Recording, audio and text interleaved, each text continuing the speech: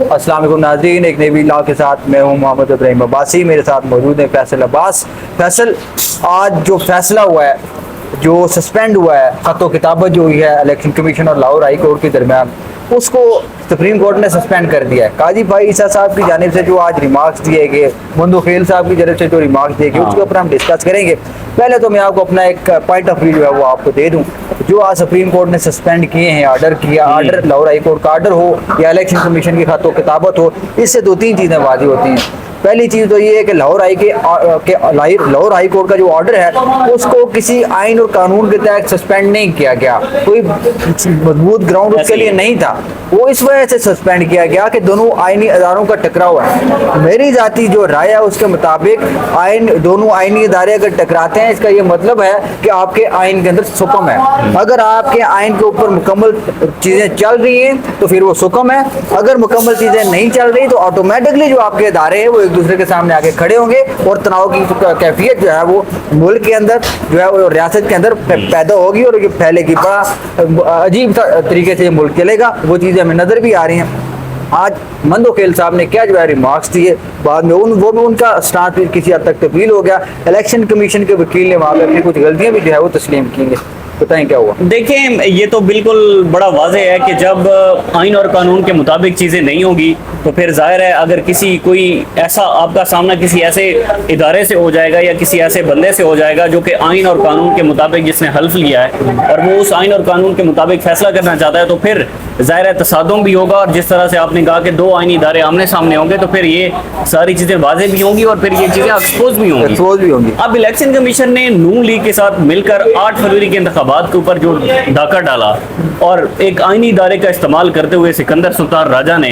जिस तरह की धांधली करवाई, एक इंतखाबी निशान लिया गया, अब वो सारी चीज़ें अदालतों के सामने आ रही हैं। ज़ाहिर है सारे बैठे जज नून लीग के जज नहीं हैं, सारे बैठे यहाँ पर जो चाहे वो जैसे जस्टिस आज़ाद मलिक साहब का मामला है जो कि साबिक chief justice Lahore high court के।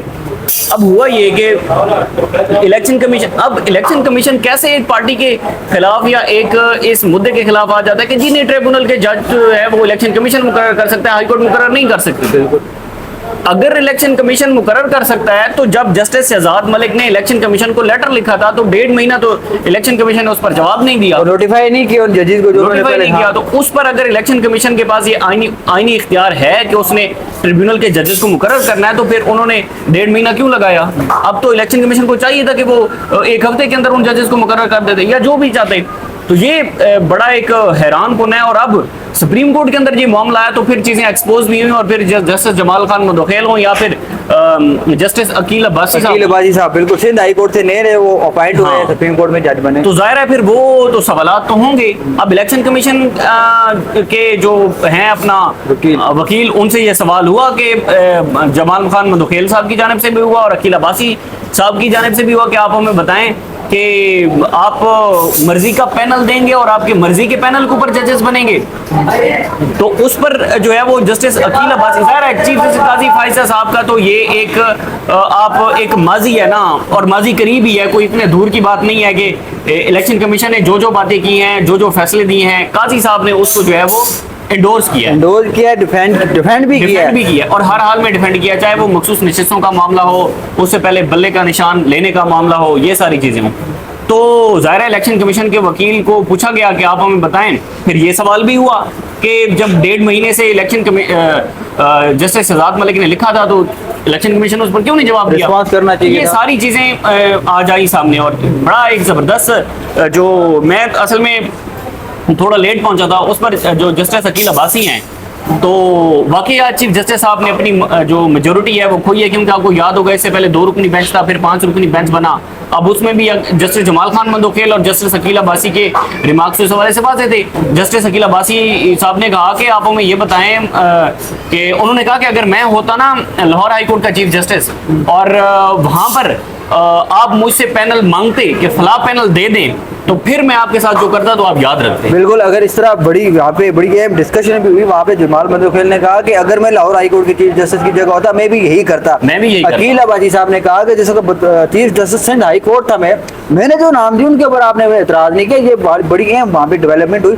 और दूसरी वहाँ पे बड़ी अहम चीज़ ये हुई कि जो जजेस थे वो जजेस इस बात में मुतफिक नजर आए कि जो इलेक्शन कमीशन की जिम्मेदारी है कि वो मुतलका हाई कोर्ट के जजेस सब हाई कोर्ट के चीफ जस्टिस के साथ मशावरत करे। यहाँ पे लाहौर हाई कोर्ट के चीफ जस्टिस के साथ मशावरत नहीं की गई।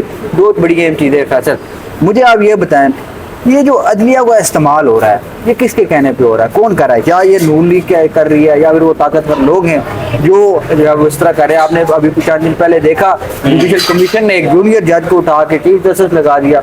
वो क्या था देखिए, मैं बिल्कुल आपके मैं सवाल पर पहुंच गया हूँ। मामला बड़ा सादा सा है। देखिए, मामला ये है कि अब सुप्रीम कोर्ट के ऑर्डर से ही हम अगली चीजें देख लेते हैं कि सुप्रीम कोर्ट से ऑर्डर से आगे नेक्स्ट चीजें जो है वो क्या होने जा रही हैं। देखिए, सुप्रीम कोर्ट ने ऑर्डर कर दिया है कि जी जो इलेक्शन कमीशन के फैसले हैं मुअत्तल हैं, लाहौर हाई कोर्ट का जो फैसला जजेस मुकर्रर करने वाला वो भी मुअत्तल है। इसका मतलब ये है कि पंजाब के अंदर जितने भी ट्रिब्यूनल हैं सारे ट्रिब्यूनल को काम करने से रोक दिया गया है। मर्दे की बात 2-3 दिन पहले हमजा शहबाज और मरियम नवाज के हल्के खुले थे, उन्होंने फॉर्म 45 और 47 वहां से मांगे थे। अलीम खान का हल्का खुल गया था, इसी तरह से पिंडी के हल्के खुल गए थे। अब इसमें इंटरेस्टिंग चीज ये है कि आज के रोज जो कार्रवाई डाली गई है, एक जानिब तो सुप्रीम कोर्ट से कार्रवाई डाली गई, अब ट्रिब्यूनल काम करने से रुक गए। हुआ ये कि दूसरी जानिब सेनेट के अंदर वो जो एक इलेक्शन तरमीमी एक्ट था रिटायर्ड जजेस को मुकर्रर करने वाले के हवाले से जो ऑर्डिनेंस था उसकी मंजूरी दे दी गई आज। अब ये जो वारदात डाली गई, इसका मतलब है कि 3-4 दिन और लग जाएंगे और उन 3-4 दिन के अंदर अगर सदर उसके ऊपर जो है वो अपने दस्तखत कर देते हैं तो इसका मतलब है तो फिर तो गेम ही खत्म है, कानून बन गया, फिर तो कानून बन गया, तरमीम हो गई, फिर तो इलेक्शन कमीशन जो रिटायर्ड जजेस चाहेगा वो उनको लगा देगा अपनी मर्जी से। मैंने इस हवाले से फैसल ट्वीट भी किया हुआ था। मैंने जिस वक्त ये फैसला आया, सस्पेंड हुए तमाम पतो किताबत इलेक्शन कमीशन और लाहौर हाई कोर्ट की, मैंने वहाँ पे ये लिखा और ये मैं अपने ऑडियंस के सामने भी रखना चाहूँगा कि अब ये होगा कि इलेक्शन कमीशन अपने मर्जी के जजेस उन्होंने नोट कर लिए होंगे, पता होगा कि हमने कौन से रिटायर्ड जजेस दिखाने, और वो जो अभी 9 मुंतखब chief justice Lahore high court है वो जो नई आई हैं उनके साथ वो बैठेंगे, बात करेंगे, बन जाएगा ट्रिब्यूनल। वो देखे ना, उन्होंने ये किया है कि जो पार्लिमानी एक कमेटी है उसमें शायद अटॉर्नी जनरल साहब ने जाना था और जो कमेटी है अपना सुप्रीम कोर्ट के 3 जजेस की, अब ये सारा मामला 14 दिन उनके पास है। 14 दिन से पहले तो आज अगर बिल की मंजूरी हो गई है, इसका मतलब है अगर 3-4 दिन बाद सदर उस पर सिग्नेचर कर देते हैं तो फिर सुप्रीम कोर्ट के फैसले की, इलेक्शन कमीशन हो, लाहौर हाई कोर्ट हो, इन सारे के जितने भी फैसले हैं उनकी तो फिर धज्जियां उड़ गई, खत्म हो गया। वो जजेस अपनी नून लीग अपनी मर्जी के जजेस लगवाएगी, अपनी मर्जी के फैसले करवाएगी। उसके बाद इस्लामाबाद के 3 हल्के हैं, उनकी हालत आपके सामने है कि जहां पर जस्टिस तारिक नूर जहांगीरी साहब के खिलाफ क्या क्या अल्फाज इस्तेमाल किए गए, नेपोटिज्म का जज कहा गया, फला जज कहा गया।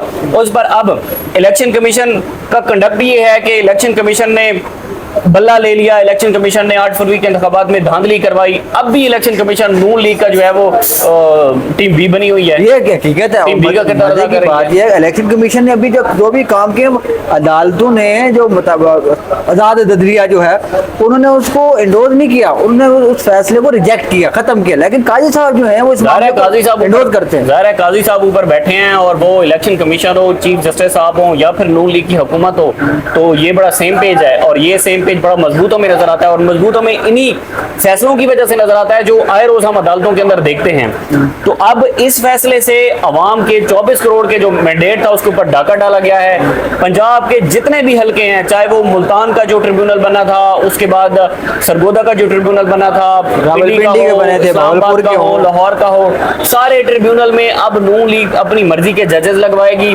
रिटायर्ड जजेस ने क्या करना है आप मुझे बताएं, रिटायर्ड जजेस क्या फैसला करेंगे? अब देखें ना, तारिक जहांगीरी साहब जिस तरह से इस हल्के को लेकर चल रहे थे, 3 हल्कों को फैसला करने देना। अगर आप जीते हुए सबसे तेज और बेहतरीन था मेरे, अगर आप जीते हुए हैं और आप के बिल्कुल आपने अवाम ने आपको मैंडेट दिया है तो फिर भाई करवाएं, जज को फैसला करने दें। जाहिर है फिर वो नून लीग ने सारा इलेक्शन कमीशन से करवाया, पहले भी अब भी करवा रही है और सुप्रीम कोर्ट भी आज हमें जो है वो इसमें बड़ी हद तक सुप्रीम कोर्ट ने प्लेयर नजर आई, बड़ी गेम खेली है सुप्रीम कोर्ट ने। अब सारे हल्के रुक चुके हैं, सारे ट्रिब्यूनल जो है वो रुक चुके हैं। अब जाहिर है 8 जुलाई को इस्लामाबाद के जो 3 हल्के हैं उनमें समाअत है। जाहिर है अगर ट्रिब्यूनल रुक चुके हैं ना पर, वो सिर्फ लाहौर के 8 तक उन्होंने सस्पेंड किया। लेकिन नहीं उसमें ये है ना कि आज अगर बिल मंजूर हो गया तो फिर 3-4 दिन में सदर सिग्नेचर कर दे तो फिर देखिए तो मेरी एक चीज है ना, सदर ने कानून बनाया लेकिन उससे पहले उस एक पहले कानून के ऊपर अगर इम्प्लीमेंट हो जाए ना, नया कानून उसको अपील नहीं कर सकता। उस वजह ये है अगर पहले एक कानून के ऊपर कोई चीज बन गई है, उसको नया कानून उसको खत्म नहीं करेगा, बल्कि वो नया कानून जिस वक्त बनेगा अगर वो चीज दोबारा होगी वो नए कानून के तहत होगी। मुझे जहाँ तक अंडरस्टैंडिंग लेकिन वो है नून लीग ने, लेकिन वो इलेक्शन कमीशन तो यही चाह रहा है ना कि ये जो जजेस की तकरीरी हुई है यही आइन के मतलब नहीं हुई ठीक, अब उसकी वजह उसने कोई ऑर्डिनेंस बनाया हुआ है। हाल ये है इसका कि जस्टिस तारिक महमूद जहांगीरी के ऊपर जिस वक्त ये लाहौर इस्लामाबाद हाई कोर्ट ने रिजेक्ट कर दिया इनका मामला, अब ये दोबारा ये मामला अगर इलेक्शन कमीशन को भेजा जाता है, इलेक्शन कमीशन को डी नोटिफाई कर देता है, फिर इलेक्शन कमीशन के पास इख्तियार है वो करे, या फिर तारिक महमूद जहांगीरी साहब के ऊपर रिटर्न जो है वो एतराज़ात उठाए जाएँ और वो खुद अलग हो जाएँ, फिर भी इलेक्शन कमीशन के पास आएगा वो मुशावरत के साथ रिटायर्ड जज लगा सकते हैं, इस तरीके से बचा जा सकता है। लेकिन फिर बात वही है मेरी कि रिटायर्ड जज अगर लग भी जाए हाई कोर्ट से ये फिर भी नहीं बचेंगे। नहीं हाई कोर्ट से नहीं बचेंगे, उसकी एक वजह ये भी है ना कि अगर इस्लामाबाद के 3 हलकों में देखें अगर रिटायर्ड जज लग जाता है, जस्टिस तारिक महमूद जहांगीर साहब छोड़ देंगे इस केस को, वो लगेगा ही नहीं ना, लग जाएगा। अगर लग गया वो तो ऐसा ऑटोमेटिक जहांगीर साहब से इख्तियार भी चला जाएगा, बचेगा हाई कोर्ट से इस वजह से नहीं क्योंकि जो भी ट्रिब्यूनल का फैसला होता है वो हाई कोर्ट में चैलेंज होता है। जाहिर है वो तो आगे की प्रोसीडिंग है ना। देखें अगर जो रिटायर जजेस हैं वो 6 माह या 1 साल के अंदर इन केसेस का फैसला ही ना करें तो फिर कौन उसको चैलेंज करेगा। लेकिन हाँ वो सलमान अकरम राजा साहब ने आज बड़ी जबरदस्त बात की सुप्रीम कोर्ट के अंदर, वो ये कह रहे थे कि ये जो नया ऑर्डिनेंस है अगर ये पास हो जाता है बाकायदा तौर पे कानून बन जाता है तो वो ये कह रहे थे कि हम फिर इस कानून को भी चैलेंज करेंगे। वो दायरा करेंगे लेकिन एक मजे की मैं आपको बात तो काई साहब मुसलसल ये कहते आ रहे हैं कि मैं जो है वो आईनी इदारों की पार्लियामेंट की जो एहतराम करता हूँ, उनके बनाए हुए कानून को आप पैरल में नहीं करता, ख़त्म नहीं करता, ये कानून भी वो ख़त्म नहीं करेंगे। अलबत्ता देखते हैं अब सुप्रीम कोर्ट से अंदर क्या खबरें जो है वो आती हैं। कल इस्लामाबाद हाई कोर्ट और डिस्ट्रिक्ट कोर्ट के अंदर भी बड़ी अहम केसेज की जो समात है। कल तक हमें इजाज़त दीजिए, अल्लाह हाफिज़।